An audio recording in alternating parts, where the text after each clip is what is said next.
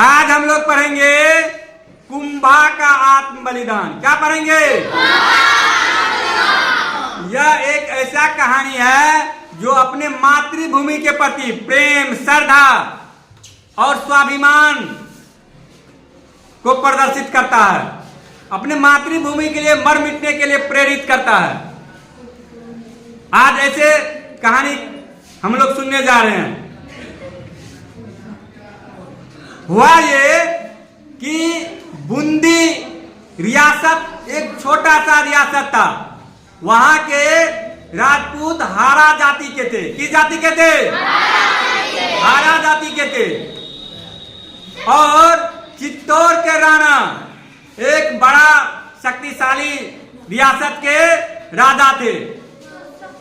चित्तौड़ के राणा जो थे वो अपने शक्ति पर, अपने सैन्य बल पर बूंदी को जीत लेना चाहते थे। बूंदी को क्या करना चाह रहे थे? लेकिन ऐसा करना संभव नहीं था। ऐसा करना क्योंकि बूंदी के राजपूत भी बहुत वीर थे, बहुत साहसी और स्वाभिमानी थे। वे अपने मातृभूमि के लिए कुछ भी करने के लिए गुजरने के लिए तैयार थे। वह मर मिटने के लिए तैयार थे, परंतु अपने आजादी को छीनने देना नहीं चाह रहे थे। आजादी तो सबको पसंद होती है, यहाँ तक कि पशु पक्षी को भी पसंद होती है। तो मानव है, कोई गुलाम बन के रहना चाहेगा? नहीं रहना चाहता है। अब क्या हुआ?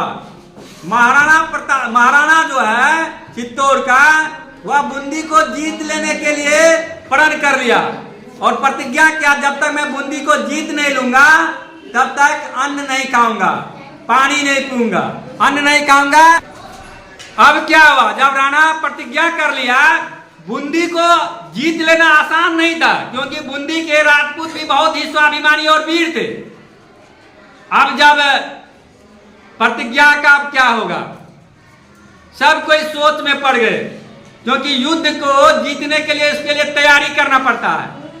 और तैयारी करना इतना आसान तो होता नहीं है कि झट से बोले और तैयार हो गए। उसके लिए सैन्य तैयारी करने के लिए संसाधनों को भी जुटाना पड़ता है। तो ऐसी परिस्थिति में मंत्रीगण ने विचार किया। सब कोई सोच विचार करने के उपरांत एक उपाय सोचा। क्या सोचा? एक उपाय सोचा। उपाय क्या सोचा? सोचा यह कि नकली किला बना करके पहले राणा जो है उसको जीत करके अपने प्रतिज्ञा को पूरा करके खाना पीना खूब खा लेंगे।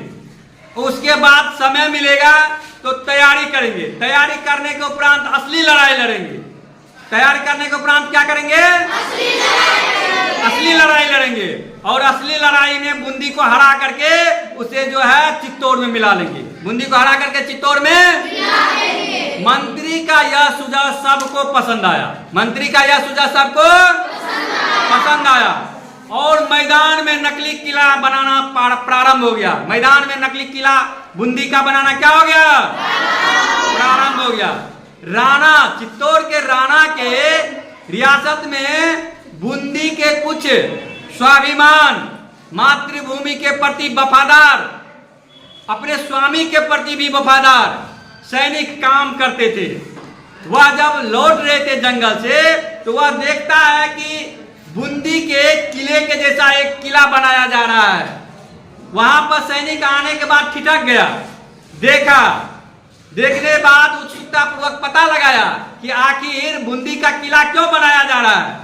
तो पता चला कि राणा ने प्रतिज्ञा किया है, बूंदी का नकली किला को जीत करके वह अपनी प्रतिज्ञा को पूरा करना चाहता है और उसके बाद जो है बूंदी को चित्तौड़ में मिलाने का योजना बना रहा है।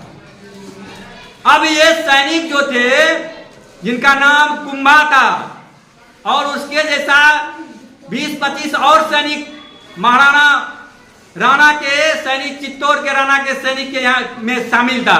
ये सारे लोग को बहुत ही ठेस पहुंचा इस बात से, क्योंकि उनका मातृभूमि को कोई गुलाम बनाना चाह रहा था, अपने राज्य में मिलाना चाह रहा था। इन सैनिकों ने कहा, नहीं, मैं ऐसा होने नहीं दूंगा। अपनी मातृभूमि की रक्षा के लिए अपने अंतिम सांस तक लड़ूंगा, लेकिन बूंदी को गुलाम नहीं होने दूंगा, बूंदी को गुलाम नहीं होने दूंगा। बस बात क्या था, जब राणा चित्तौड़ का हजारों सैनिकों के साथ उस नकली किला को जीतने के लिए आया, तो वहां पर उसका सामना हो गया राणा कुंभा से। किससे हो गया? कुंभा से हो गया। कुंभा बड़ी वीरता के साथ राणा के सैनिकों का डट के मुकाबला करने लगा। जब सैनिक कहता है, अरे कुंभा तुम तो राणा के सैनिक हो, फिर क्यों लड़ रहे हो? तो उन्होंने कहा, मैं अपनी मातृभूमि की रक्षा के लिए अपने सांस के अंतिम सांस तक लड़ूंगा, प्राण के अंतिम क्षण तक लड़ूंगा, निकलने तक। इसलिए क्योंकि मैं अपने मातृभूमि को इस प्रकार अपमानित होते हुए नहीं देख सकता। तो सैनिक कहता है, सेनापति कहता है, अरे मूर्ख, ये तो नकली किला है। बोला, नकली? मातृभूमि कोई नकली होता है? ये हमारे स्वाभिमान का बात है। मैं राणा का नमक खाया हूं, मैं उसका स्वामी भक्त हूं, मैं उसका सेवक हूं, उसके लिए प्राण तक अपना देने के लिए तैयार हूं, लेकिन अपने मातृभूमि को अपमानित होते नहीं देख सकता। मातृभूमि को अपमानित होते नहीं देख सकता। इसलिए जब तक मैं जिंदा हूं, मैं तब तक आपसे लड़ूंगा और अपनी मातृभूमि की रक्षा करूंगा। तब तक अपनी मातृभूमि की क्या करूंगा? अब जब समझाने बुझाने के बाद भी नहीं माना कुंभा, तो राणा और कुंभा के बीच में युद्ध हुआ। राणा और कुंभा के बीच में क्या हो गया? यह युद्ध बेमेल था, क्योंकि कुंभा मात्र 20-25 स्वामी भक्त, मातृभूमि भक्त, देशभक्त सेना का संख्या था, जबकि राणा के सैनिक में हजारों सैनिक था।